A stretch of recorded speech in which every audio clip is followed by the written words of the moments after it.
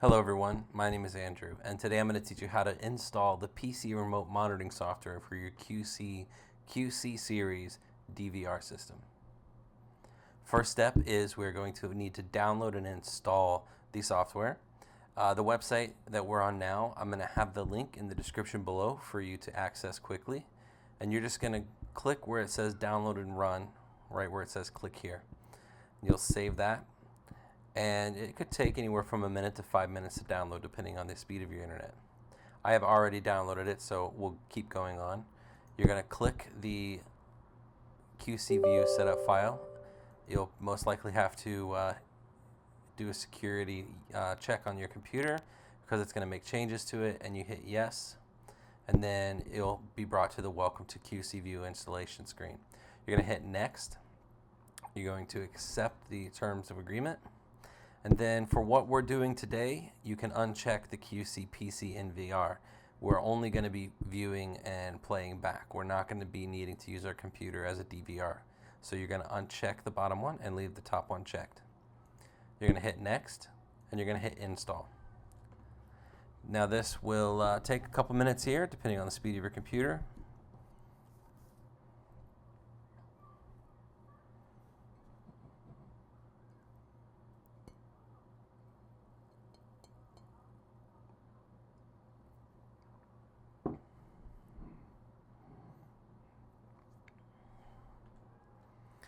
After that's done, you're going to click Run Qsee View and then click Finish.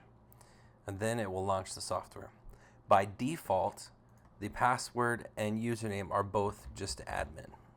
So you can do that. You can go ahead and check to remember password if you want to and log in.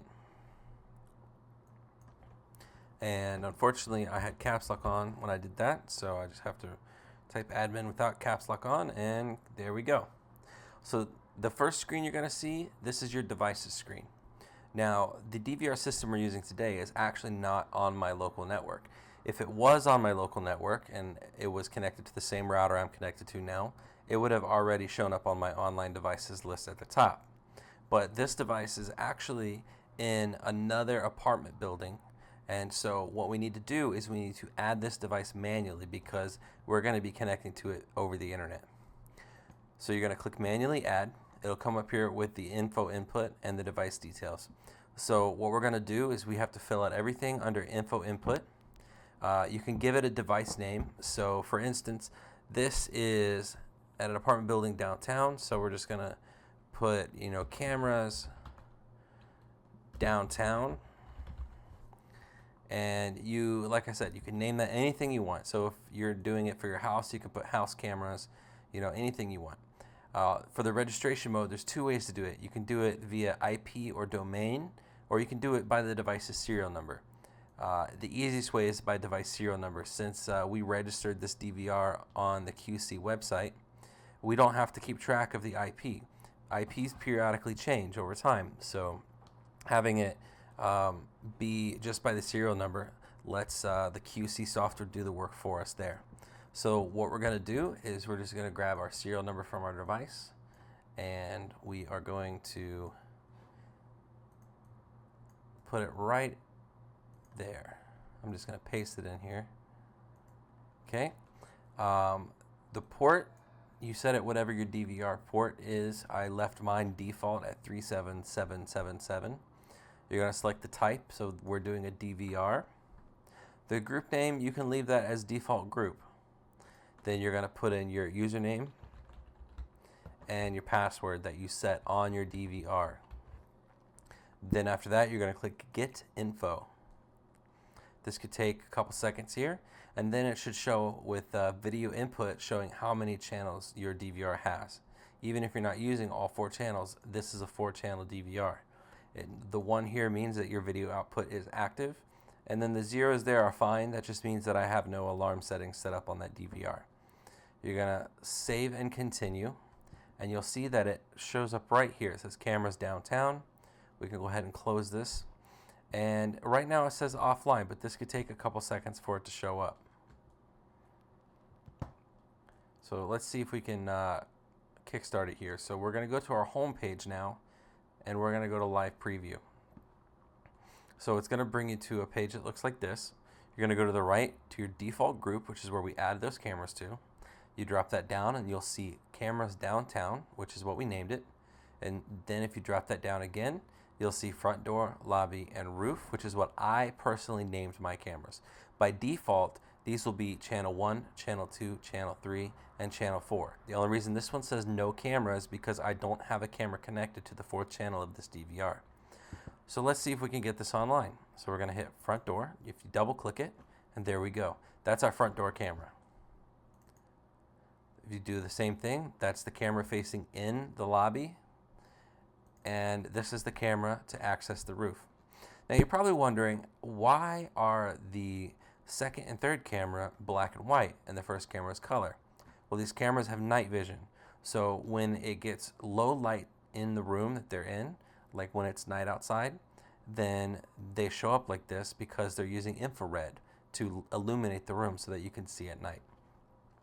So this is how you do a playback for a live preview. Now we actually want to do a past playback. So say we want to go look at footage from yesterday. We're going to click playback here. We're going to go ahead and drop that down and select the camera system that you want to use. I'm going to uncheck no camera since I don't actually have a camera on that. It makes no sense to do so. And then you're going to leave type here as all. Your stream should be mainstream. And then you're going to have from and to. That's your start date and time and your end date and time. So to select your start date, let's choose Tuesday the 1st of March. And we're going to come down here and we're going to change our start time to 7 a.m. Now this uses military time, so if you wanted to do 11, you would actually have to change that to 23 to do 11 p.m. But we're going to do 7 a.m.